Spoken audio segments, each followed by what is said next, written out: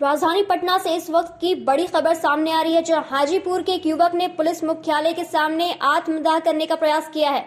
इस युवक ने नीतीश सरकार पर राज्य में हिंदुओं का उत्पीड़न करने का आरोप लगाया है। हाजीपुर के रहने वाले इस युवक ने सोशल मीडिया अकाउंट के जरिए आज आत्मदाह करने की चेतावनी दी थी। आत्मदाह की आशंका को देखते हुए पुलिस पहले से ही अलर्ट मोड पे थी। पटना के पटेल भवन के सामने युवक के आत्मदाह के लिए जैसे ही पहुंचा, पुलिस ने उसे हिरासत में ले लिया।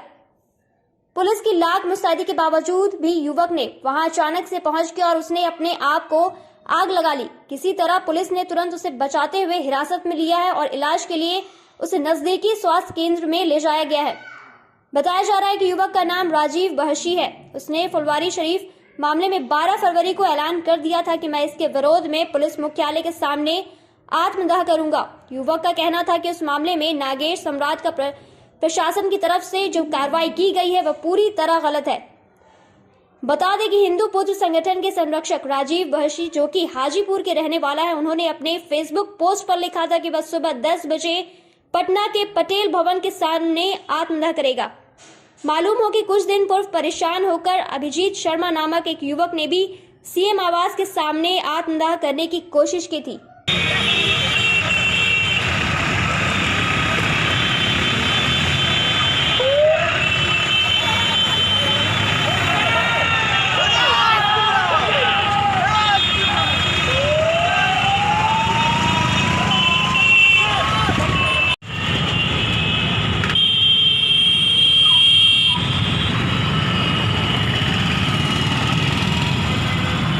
जय श्री राम मेरे दोस्त, मेरे नौजवान साथी।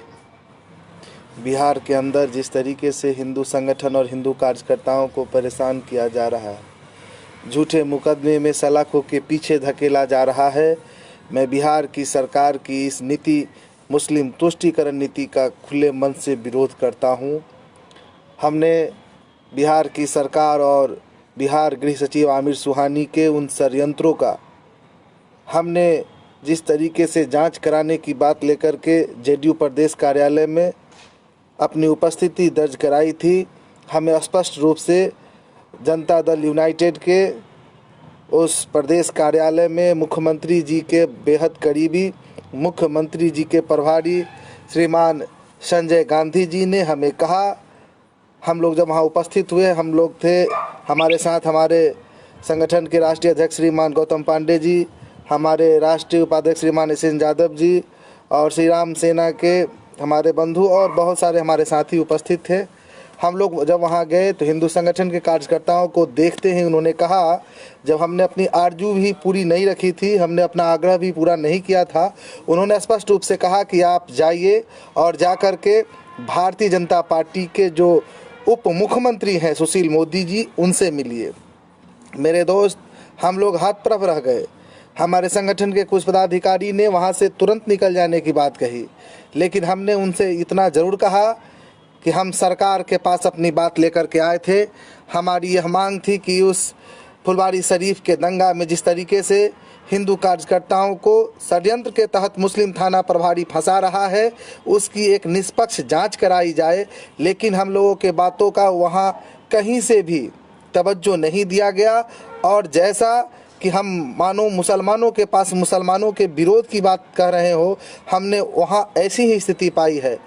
और जगह जगह सांसद के पास, पुलिस प्रशासन के महकमे में जाकर के, पदाधिकारियों के पास, हम सब जगह जाकर के क्या कुछ किया सर?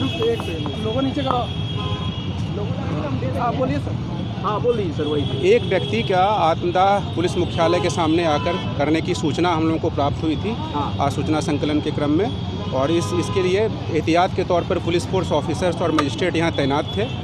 जैसे ही वो व्यक्ति यहाँ आए हैं, उनको पुलिस के द्वारा पकड़ करके ले जाया गया है, विधि सम्मत कार्रवाई की जाएगी। लगाने की कोशिश भी की। एक बार बता दीजिए क्या बात है सर, कहाँ ले जाया गया? Subscribe now and press the bell icon. Never miss an update.